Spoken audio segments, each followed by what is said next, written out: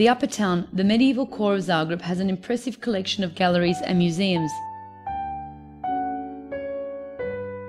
One of the oldest museums stands in the Theatre Street, in a noble palace that used to be part of the city walls.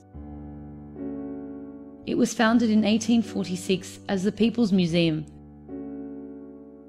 Today it's known as a Natural History Museum. It collects everything describing the natural world. The museum library has very rare natural history books. It was the working space of the famous scientist Kramberger. By the town of Krapina near Zagreb, he found the largest site of Neanderthal man in the world. The bones of those Neanderthal men are stored right here.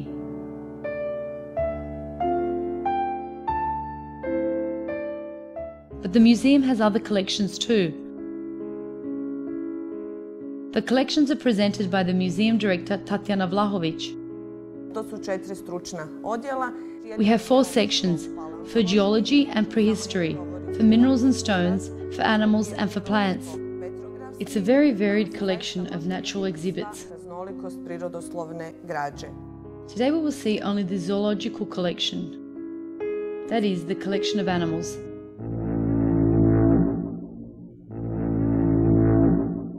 It starts a little spooky.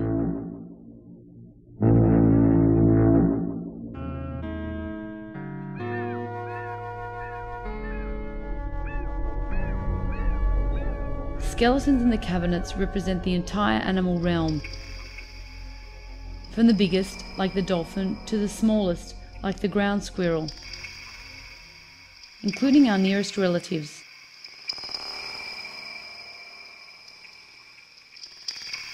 We sure wouldn't like to hang around some of the creatures in the insect collection. The butterflies range from the endangered Croatian species such as the mountain Apollo to the immigrants such as the plain tiger.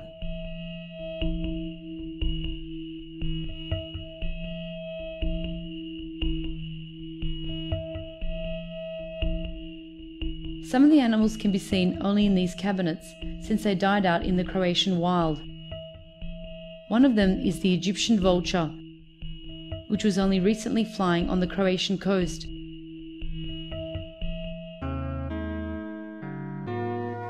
The room with the large animals. The most fearsome sight is the tamest of them, the basking shark. This one, 9 meters long, was caught in the Croatian Bay of Kvarner in 1935. The basking shark eats only plankton, so it's about as dangerous as a cow. Some of the really most dangerous sea creatures died out ages ago, but we will present them in one of the future episodes.